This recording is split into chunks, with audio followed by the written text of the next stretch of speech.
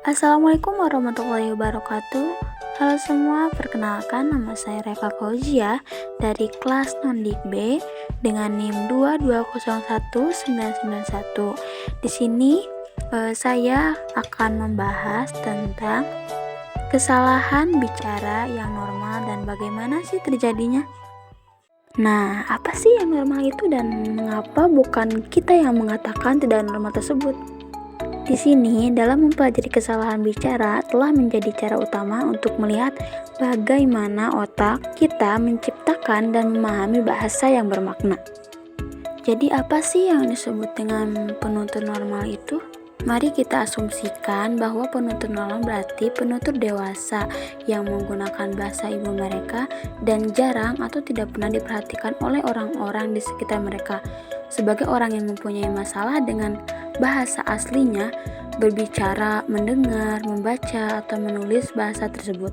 Menjadi pembicara yang normal dapat didefinisikan sebagai kemampuan mengkomunikasikan apa yang Anda maksud dan memahami apa yang dimaksud orang-orang di sekitar Anda.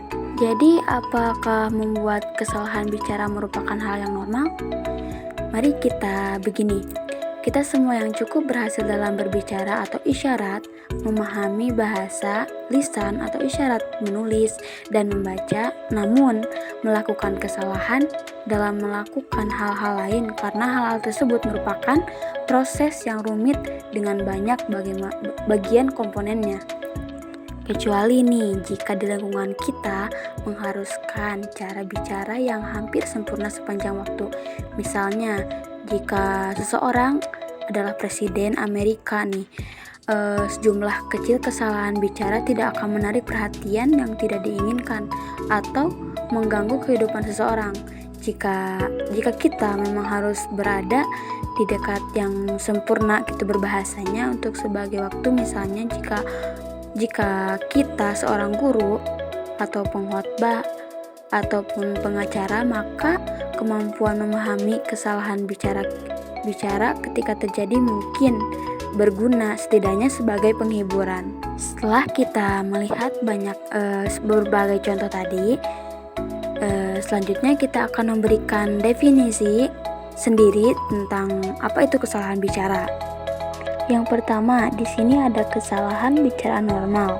Jenis kesalahan bicara yang paling umum di sini adalah yang pertama ada kesalahan lidah atau slip of the tongue. Kesalahan lidah atau slip of the tongue ini kondisi ketika kita mengatakan sesuatu yang tidak kita maksudkan, mengacukan urutan bunyi atau kata, atau memasukkan kata yang salah. Yang kedua, di sini ada kondisi ujung lidah atau tip of the tongue state.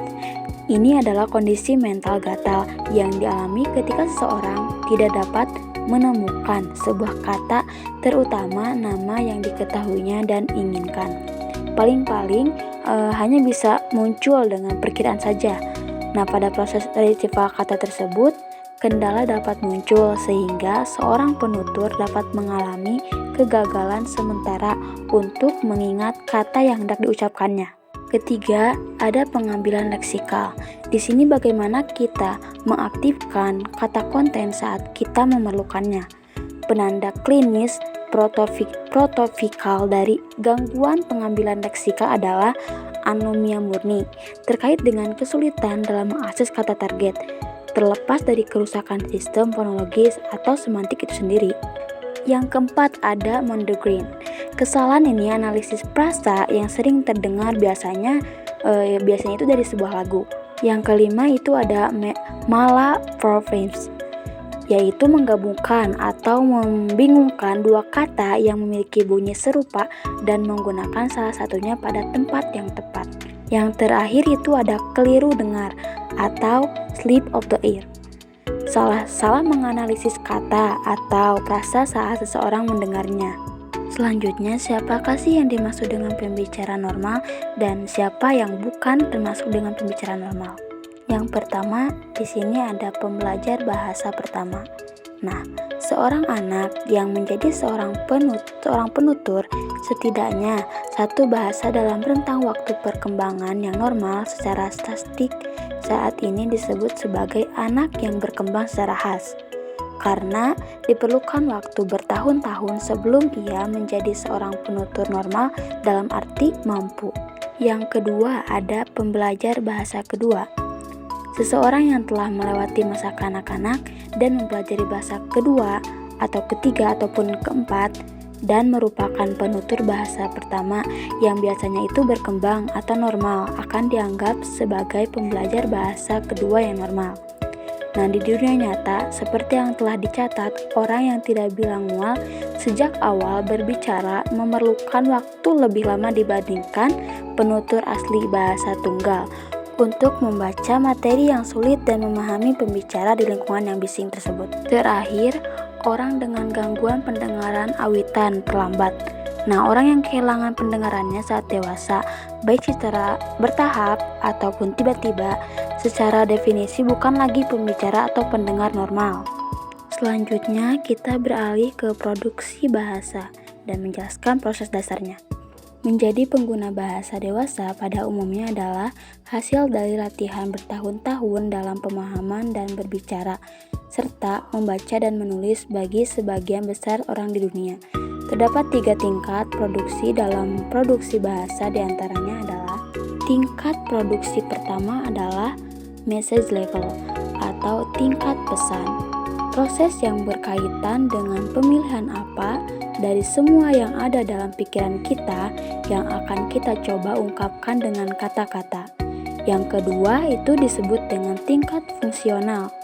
Proses ini menemukan atau membangkitkan kata-kata yang kita perlukan untuk menyampaikan makna yang kita pilih dan menghubungkan kata benda dan kata ganti dengan peran yang dimainkan orang atau benda dalam peristiwa yang kita bicarakan. Yang ketiga itu level lainnya, isi detailnya, menyiapkan tentang frasa dan memasukkan kata-kata frasa yang tepat dalam urutan yang benar atau positional level, lalu dapatkan bunyi kata-kata dalam urutan yang benar dan akhirnya mengucapkannya secara nyata. Nah, berikutnya ada struktur pemrosesannya. Di sini terdapat ada message level, functional level, positional level, phonological encoding levels, dan speech gesture level. Selanjutnya, ada memilih apa yang akan diutarakan dan apa yang harus difokuskan, the message level. Ini adalah tingkat konseptual, artinya semua yang ada di dalamnya bisa terjadi tanpa bahasa, walaupun cara kerjanya dipengaruhi oleh bahasanya sendiri, seperti yang akan kita lihat nanti. Seseorang dapat menganggap aktivitas message level ini memiliki 3 bagian. Yang pertama itu adalah pemilih sudut pandang cerita, yang kedua mengaktifkan konsep orang-orang dan hal-hal yang perlu disebutkan, dan yang ketiga mengatur apa yang terjadi ke dalam struktur peristiwa, bagian dasar tentang siapa melakukan apa kepada siapa. Nah, aspek ketiga dari pemrosesan message level tersebut adalah pengorganisasian konsep peristiwa ke dalam apa yang kita sebut struktur peristiwa. Selanjutnya yaitu ada tingkat fungsional, yaitu bagian 1, lemes. Apa sih itu lema dan mengapa model kita ini membutuhkannya? Makna suatu kata tanpa bunyinya disebut dengan lema kata. Cara memecah pencarian sebuah kata atau frasa ke dalam 3 langkah berikut ini. Yang pertama konsep at the message level, lema at the functional level, dan bentuk fonologis at the positional level and the phonological form level. Dalam buku ini menjelaskan bahwa si peneliti ini memerlukan istilah lema untuk memahami arti kata, karena kita cukup yakin bahwa menemukan kata dalam produksi memiliki 2 langkah terpisah. Yang pertama itu menemukan lema, dan yang kedua itu berpindah dari lema ke bunyi. Nah, apa sih hubungannya hal tersebut dengan konsep? Anak-anak di keluarga kelas menengah dalam masyarakat arus utama barat dan juga di banyak budaya lainnya, meski tidak semuanya diajari nama-nama benda dan orang dengan sengaja, seperti halnya mereka diajari kata-kata dasar kesopanan, mengatakan dogi, susu, dan nenek, serta tolong dan terima kasih.